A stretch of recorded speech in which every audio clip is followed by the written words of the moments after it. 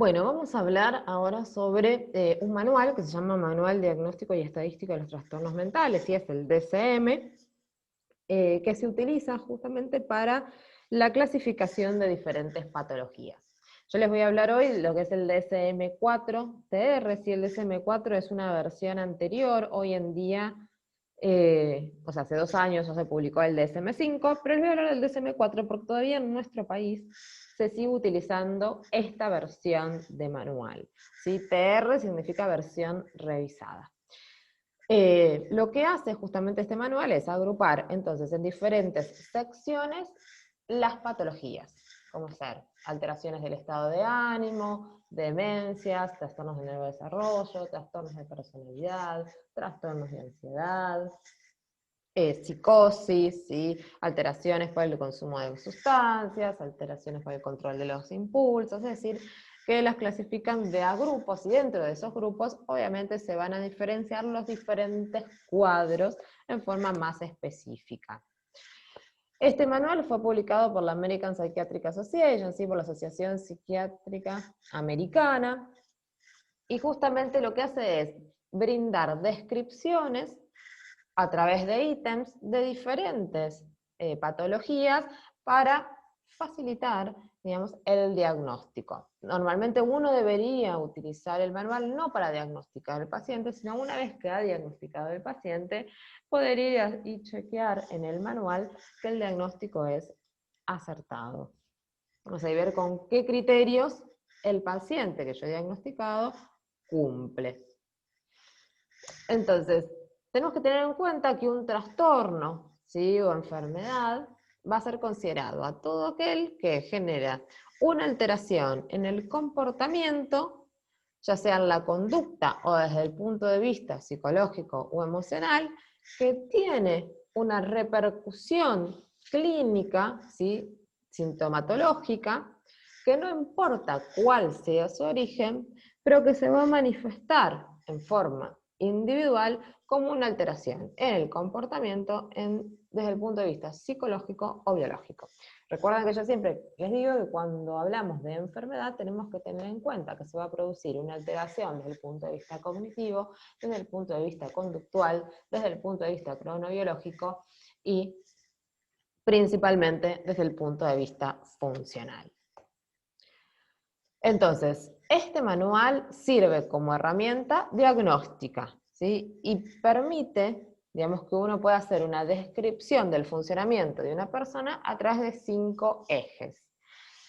Se utiliza actualmente para lo que son evaluaciones psiquiátricas, ¿sí? Cuando se piden pericias, cuando uno pide a veces la renovación del registro de conducir, y a los pacientes, digamos, los rebotan porque observan que hay algo que no está funcionando adecuadamente, entonces piden que se los evalúe y uno utiliza para evaluar el DSM-4, para que son renovaciones o para tramitar el certificado de discapacidad, ¿sí? Todo va a estar regido a través de este manual.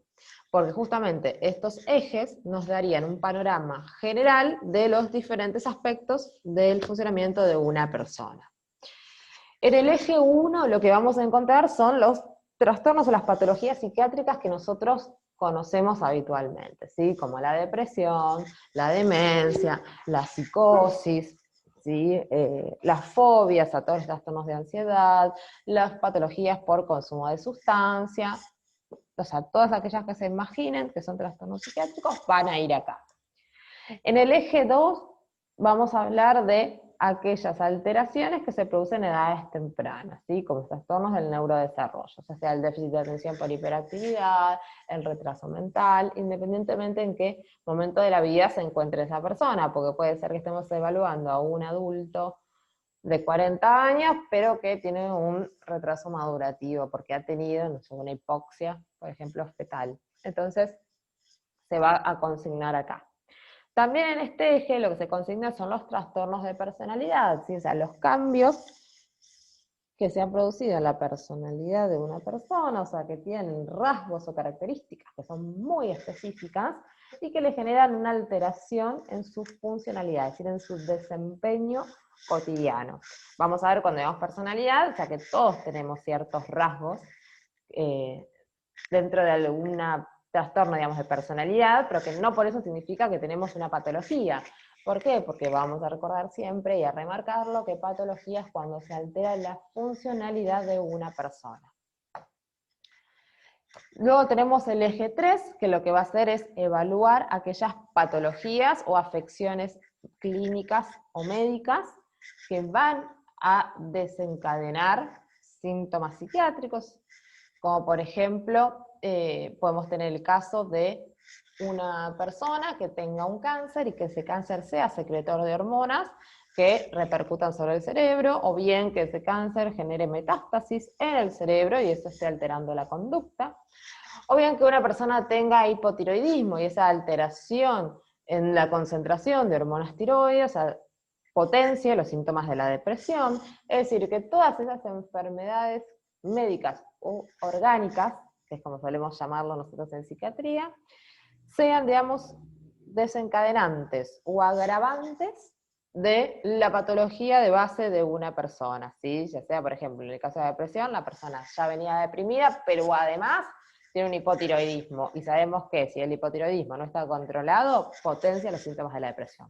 Entonces, todo tipo de enfermedad que esté relacionada con esa patología psiquiátrica que yo estoy diagnosticando o que he diagnosticado, vamos a anotarla acá. Ahora, si no tiene nada que ver, no se anota, solamente se anotan aquellas patologías que sí tienen relación o que guardan relación con la patología psiquiátrica. En el eje 4 lo que hacemos es describir o evaluar las diferentes situaciones ambientales de una persona que van nuevamente a repercutir sobre su estado de ánimo o van a potenciar esa patología. Por ejemplo, si la persona se quedó sin trabajo, o si le echaron, si tiene problemas de pareja, si ha fallecido algún familiar y no lo ha superado. Si entonces el caso, por ejemplo, de una persona que tenga depresión y que en realidad esa depresión empezó hace un año cuando falleció el esposo, bueno, entonces en el eje 4 hay que anotar cuál fue el desencadenante. Puede ser que la persona tenga patología psiquiátrica, pero que en el eje 4 no se produzca absolutamente nada porque no tiene ninguna situación socioambiental que le esté perjudicando o que esté potenciando los síntomas. Y por último tenemos el eje 5, que lo que hace es evaluar la funcionalidad global del paciente, o sea, de la persona. Esto es se basa en una escala que la numeración va de 0 a 100, donde se describe, digamos, para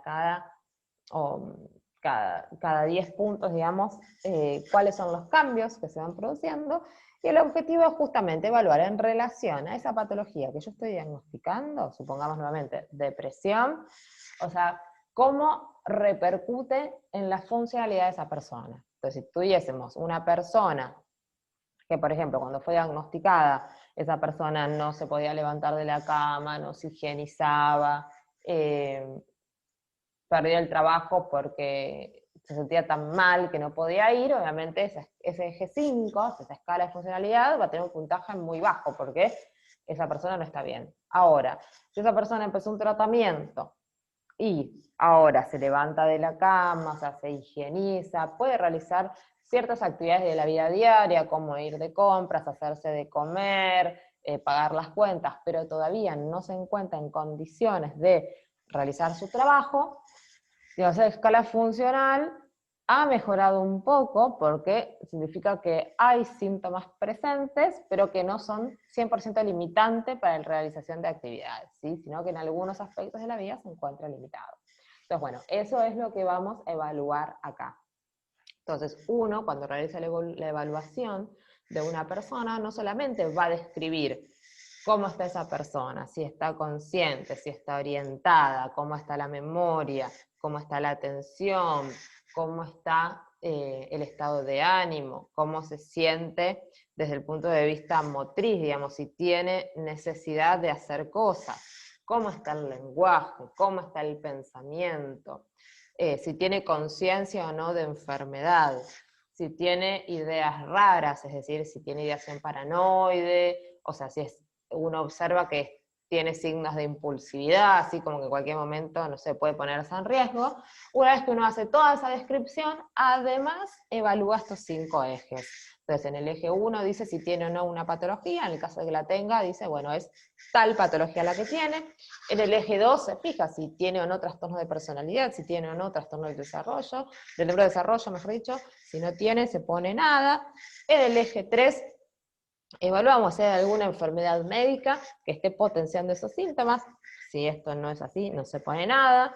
En el eje 4 evaluamos si existe alguna situación socioambiental que esté también potenciando esos síntomas o afectándolos, o haya sido el desencadenante de, también se pone. Y en el eje 5, cómo están esos síntomas y de qué forma están afectando la funcionalidad de la persona.